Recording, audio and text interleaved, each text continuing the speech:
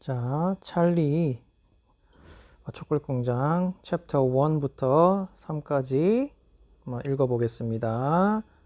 읽는 거에 따라서 잘 눈으로 따라오면서 속독 연습해 봅니다.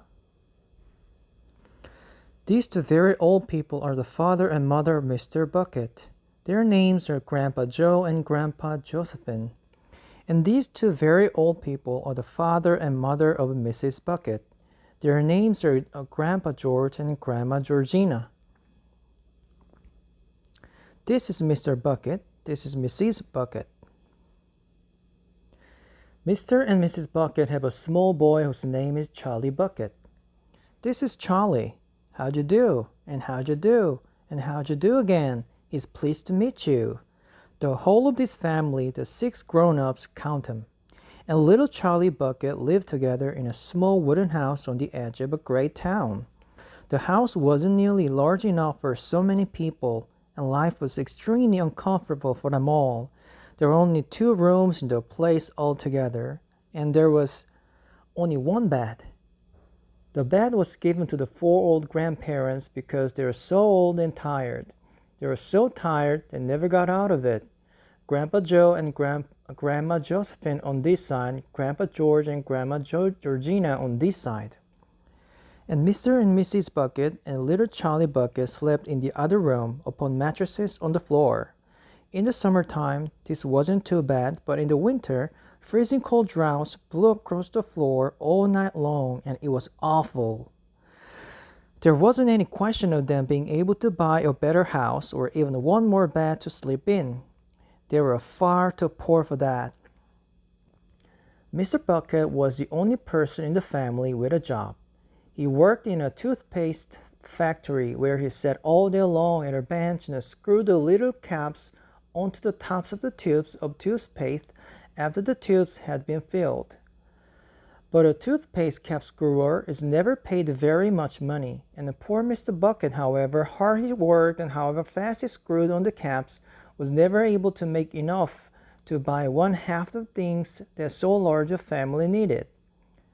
There wasn't even enough money to buy proper food for them all. The only meals they could afford were bread and margarine for breakfast, boiled potatoes and cabbage for lunch, and cabbage soup for supper. Sundays were a bit better. They all looked forward to Sundays because then altogether they did exactly the same. Everyone was allowed a second helping. The Buckets, of course, did not starve, but every one of them, the two old grandfathers, 2 old grandmothers, Charlie's father and Charlie's mother, and especially little Charlie himself, went about from morning till night with a horrible empty feeling in their tummies. Charlie felt it worst of all, and although his father and mother often went without their own share of lunch or supper so that they could give it to him, it still was not nearly enough for a growing boy. He desperately wanted something more filling and satisfying than cabbage and cabbage soup. The only thing he longed for more than anything else was chocolate. Walking to school in the mornings, Charlie could see great slabs of chocolate piled up high in the shop windows, and he could stop and stare and press his nose against the glass, his mouth watering like mad. Many times a day, he would see other children taking bars of creamy chocolate out of their pockets and munching them greedily, and that, of course, was pure torture. Only once a year on his birthday did Charlie Bucket ever get to taste a bit of chocolate.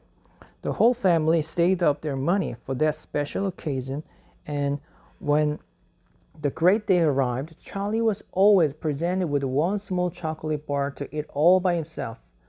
And each time he received it, on those marvelous birthday mornings, he would place it carefully in a small wooden box that he owned and treasure it as though it were a bar of solid gold. And for the next few days, he would allow himself only to look at it, but never to touch it.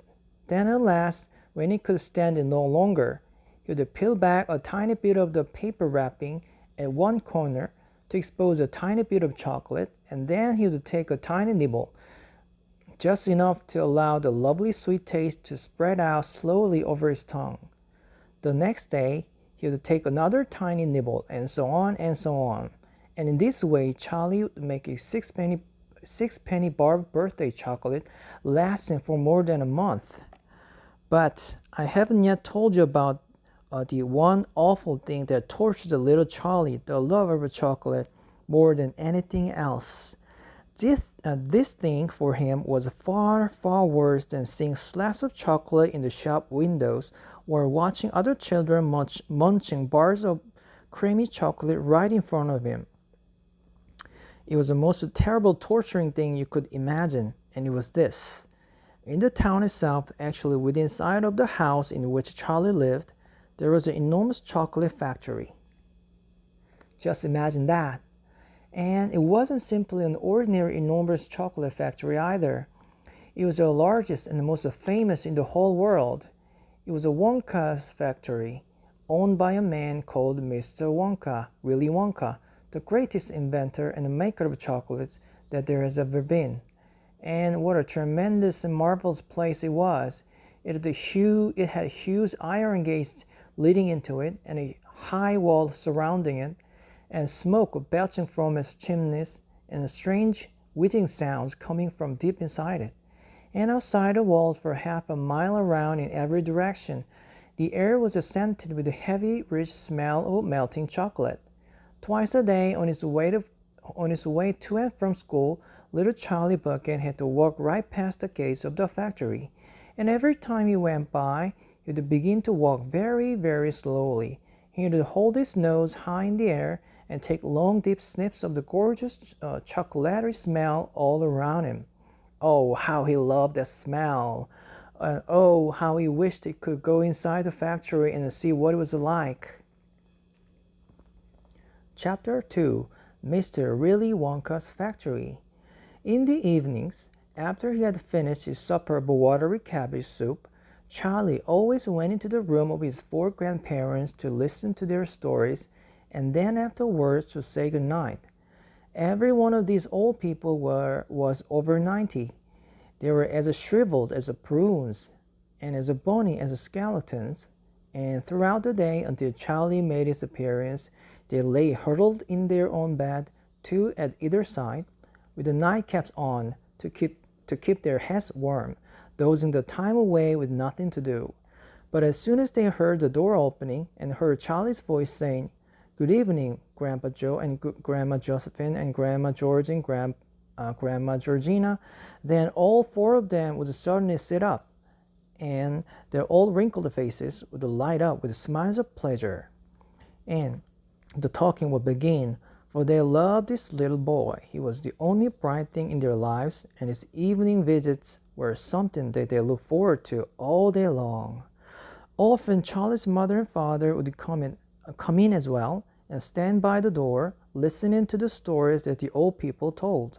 And thus, for perhaps half an hour every night, this room would become a happy place, and the whole family would forget that it was hungry and poor.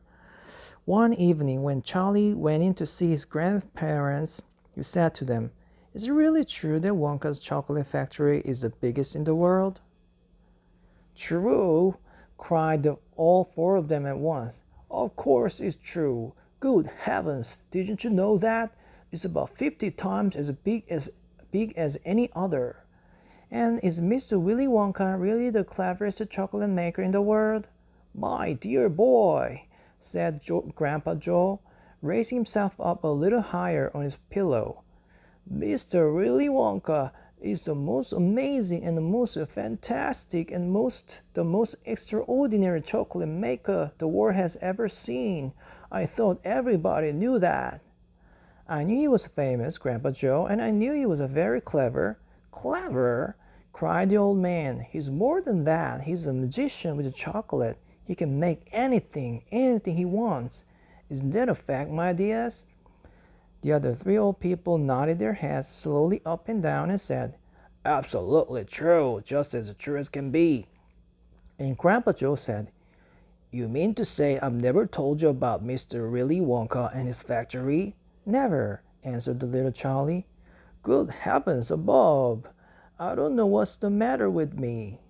"Will you tell me now, Grandpa Joe, please?" "I certainly will. Sit down beside me on the bed, my dear, and listen carefully." Grandpa Joe was the oldest of the four grandparents. He was 96 and a half. That is just about as old as anybody can be. Like all extremely old people, he was delicate and weak, and throughout the day he spoke very little. But in the evenings, when Charlie, his beloved grandson, was in the room, he seemed in some marvelous way to grow quite young again. All his tiredness fell away from him, and he became as eager and excited as a young boy. "Oh, what a man he is, this Mr. Willy Wonka!" cried Grandpa Joe. "Did you know, for example, that he has himself invented more than 200 new kinds of chocolate bars, each with a different center, each far sweeter and creamier and more delicious than anything the other chocolate factories can make?" "Perfectly true," cried Grandma Josephine, "and he sends them to all four corners of the earth. Isn't that so, Grandpa Joe?" "It is, my dear, it is. And to all the kings and presidents of the world as well. But it isn't only chocolate bars that he makes. Oh, dear me, no. He has some really fantastic inventions up his sleeve, Mr. Willy Wonka has. Did you know that he's invented a way of making chocolate ice cream so that it stays cold for hours and hours without being in the refrigerator? You can even leave it lying in the sun all morning on a hot day and it won't go runny." "But that's impossible," said little Charlie, staring at his grandfather. "Of course it's impossible," cried Grandpa Joe. "It's completely absurd. But Mr. Willy Wonka has done it." "Quite right," the others agreed, nodding their heads. "Mr. Wonka has done it." And then again, Grandpa Joe went on speaking very slowly now so that Charlie wouldn't miss a word. "Mr. Willy Wonka can make marshmallows that taste of violets, and rich caramels that change color every 10 seconds as you suck them, and little feathery sweets that melt away deliciously the moment you put them between your lips. He can make chewing gum that never loses its taste, and sugar balloons that you can blow up to enormous sizes before you pop them with a pin and gobble them up. And by a most secret method, he can make lovely bluebirds' eggs with the black spots on them, and when you put one of these in your mouth, it gradually gets smaller and smaller until suddenly there's nothing left except a tiny little pink sugary baby bird sitting on the tip of your tongue." Grandpa Joe paused and ran the point of his tongue slowly over his lips. "It makes my mouth water just thinking about it," he said. Mine too, said little Charlie, "but please go on." While they were talking, Mr. and Mrs. Bucket, Charlie's mother and father, had come quietly into the room, and now both were standing just inside the door listening. "Tell Charlie about that crazy Indian prince," said Grandma Josephine. "He'd like to hear that." "You mean Prince Pondicherry?" said Grandpa Joe, and he began chuckling with laughter. "Completely dotty," said Grandpa George. "But very rich," said Grandma Georgina. "What did he do?" asked Charlie eagerly. "Listen," said Grandpa Joe, "and I'll tell you." Chapter 3, Mr. Wonka and the Indian Prince. Prince Pondicherry wrote a letter to Mr. Willy Wonka, said Grandpa Joe, and asked him to come all the way out to India and build him a colossal palace entirely out of chocolate. "Did Mr. Wonka do it, Grandpa?" "He did, indeed, and what a palace it was! It had 100 rooms, and everything was made of either dark or light chocolate. The bricks were chocolate, and the cement holding them together was chocolate, and the windows were chocolate. And all the walls and ceilings were made of chocolate. So were the carpets, and the pictures, and the furniture, and the beds. When you turned on the taps in the bathroom, hot chocolate came pouring out." When it was all finished, Mr. Wonka said to Prince Pondicherry, "I warn you, though, it won't last very long, so you'd better start eating it right away." "Nonsense!" shouted the prince. "I'm not going to eat my palace. I'm not going to nibble the staircase or dig the walls. I'm going to live in it.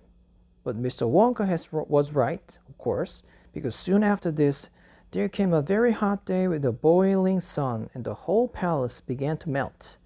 And then it sank slowly to the ground, and the crazy prince was dozing in the living room at the time, woke up to find himself swimming around in a huge brown sticky lake of chocolate. Little Charlie sat very still on the edge of the bed, staring at his grandfather. Charlie's face was bright, and his eyes were stretched so wide you could see the whites all around. Is all this really true? He asked. Or are you pulling my leg? It's true, cried all four of the old people at once. Of course it's true. Ask anyone you like. And I'll tell you something else that's true, said Grandpa Joe, and now he leaned closer to Charlie and lowered his voice to a soft, secret whisper.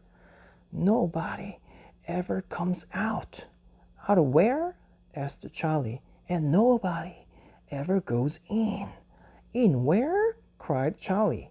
Wonka's factory, of course. Grandpa, what do you mean? I mean workers, Charlie. Workers? All factories, said Grandpa Joe, have workers streaming in and out of the gates in the mornings and evenings, except Wonka's. Have you ever seen a single person going into that place or coming out? Little Charlie looked slowly around at each of the four old faces, one after the other, and they all looked back at him. They were friendly, smiling faces, but they were also quite serious. There was no sign of joking or leg pulling on any of them. Well, have you? Asked Grandpa Joe. I really don't know, Grandpa, Charlie stammered. Whenever I walk past the factory, the gates seem to be closed. Exactly, said Grandpa Joe. But there must be people walking there. Not people, Charlie. Not ordinary people, anyway. Then who? Cried Charlie. Aha, that's it. You see, that's another of Mr. Willy Wonka's cleverness. Charlie, dear, Mr. Bucket called out from where she was standing by the door. It's time for bed. That's enough for tonight. But Mother, I must hear. Tomorrow, my darling. That's right, said Grandpa Joe. I'll tell you the rest of it tomorrow morning.